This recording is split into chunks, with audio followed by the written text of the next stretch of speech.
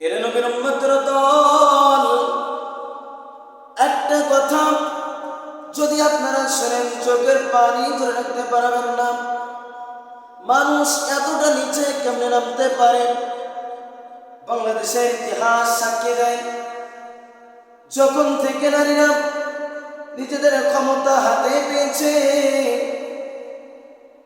তখন থেকে দেশের অবস্থা খারাপ। আজকে ঢাকায় দেখেন কুড়িগ্রামের জমিনে মা বাবা, আপন চাচি, আপন কন্যাকে মেরে ফেললো সম্পদের লোভে।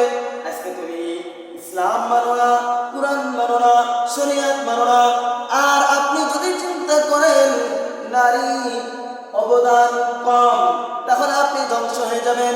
ইসলাম যতটা নারীর স্বাধীনতা দিয়েছে, ইসলাম যতটা নারীকে ক্ষমতা বানাইছে, ইসলাম যতটা নারীকে